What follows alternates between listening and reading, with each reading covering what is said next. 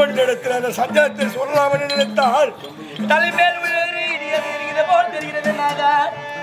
சொல்லவே மனமாகப்பட்டது வரலையே.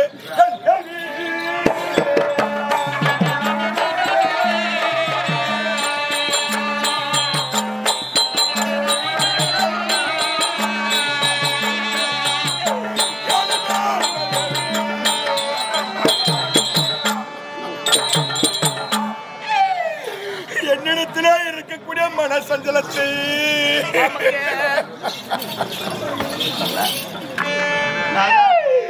மனைவியா சொல்லு சொல்லு என்று கேட்கிறாளே. கணவர் சொல்லாத தவிக்கிறார். என்ன வார்த்தையாக இருக்கு? என்னுடைய மனமாகப்பட்டது தேவி. சொல்லவே மனவல்லியா தேவி. சாமி சாமி சொல்லவே மனவல்லியா தேவி.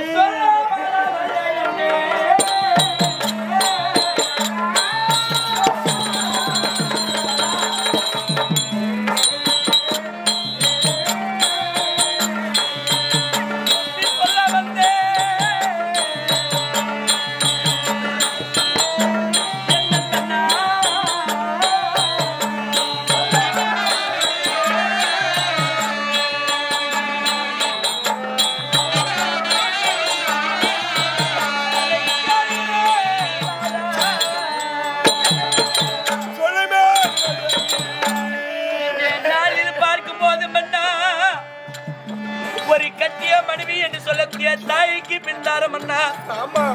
ஒரு ஆண்மகனுக்கு தாய்க்கு பின் தாரம் என்று சொல்லக்கூடிய தாரம் என்றால் ஒரு கட்டிய மனைவி சாமி. தாய்க்கு பிறகு தாரம் என்று சொல்லக்கூடிய தாயை கட்டிய மனைவியாகும். அந்த ஆண் பிள்ளை வளர்க்கும் அதுக்கு ஒரு தாயாக மட்டும் சொந்தம்.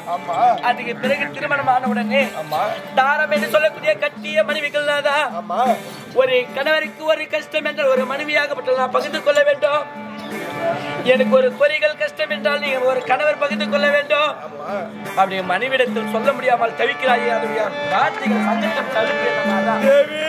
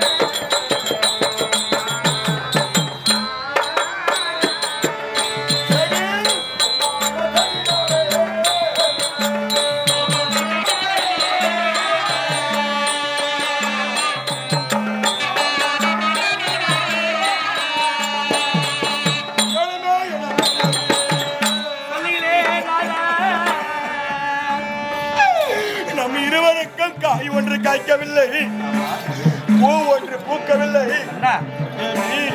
இந்த நாளில் ஒரு கனி ஒன்று காய்க்கவில்லை, பூவது மலரவில்லை என்று சொல்கிறாயே நாதா. சொல்கிறாயே என்ற பூ ஒன்று என்னங்க காரணம்?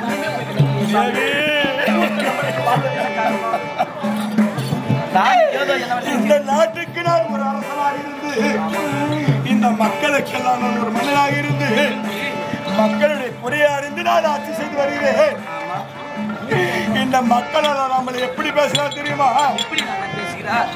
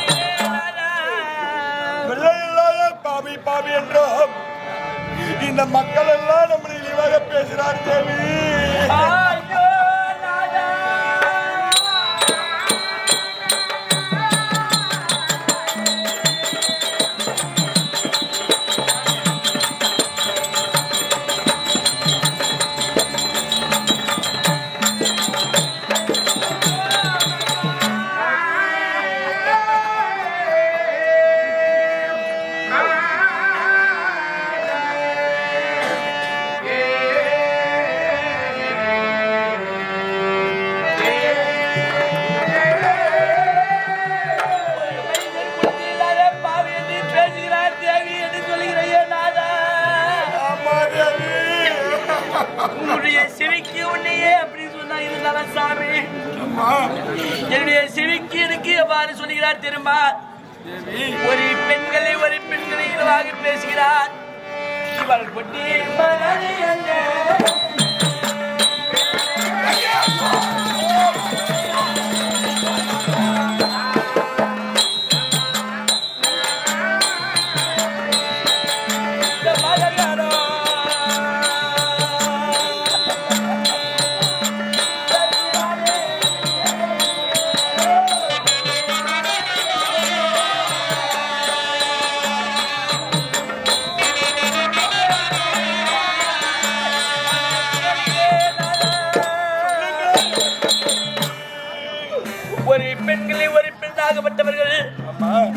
இந்த கனகமாபுரி பட்டணத்துக்கு ராணியாக இருக்கக்கூடிய கனகவல்லியாகப்பட்டவள், இந்த நாட்டிற்கே ராணியாக திகழக்கூடிய கனகவல்லி ஒட்டி மறுடி என்று ஒரு இனமாக வார்த்தைகள் பேசுகிறார். நாதா, குழந்தைகள் என்று சொல்லக்கூடிய குழந்தைகள் பெற்றெடுக்காதவர்களை இருவருக்கும் திருமணமாகி வெகுநாட்களாகிறது.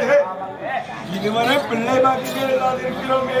ஒட்டி மறுடி என்று கேவலமாக பேசுகிறார். நாதா, இந்த நாட்டு மக்கள் நம்மளை இழிவாக பேசுகிறார்கள்.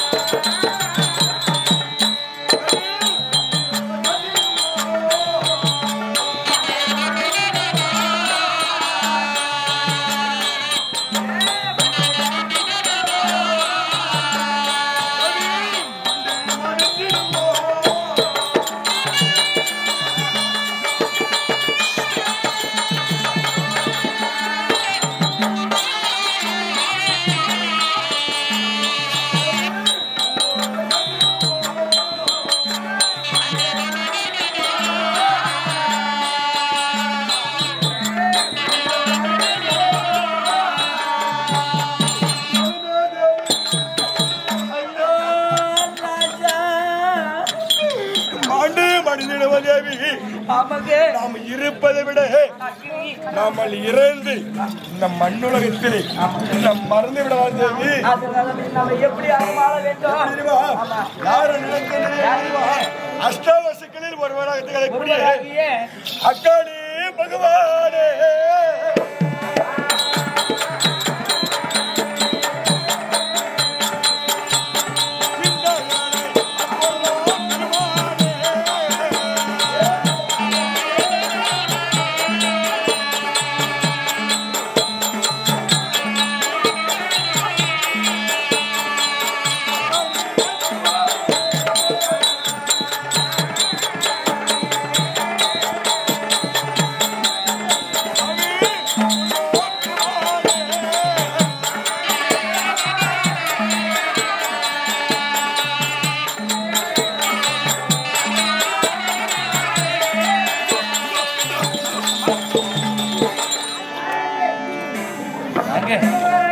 மன்னா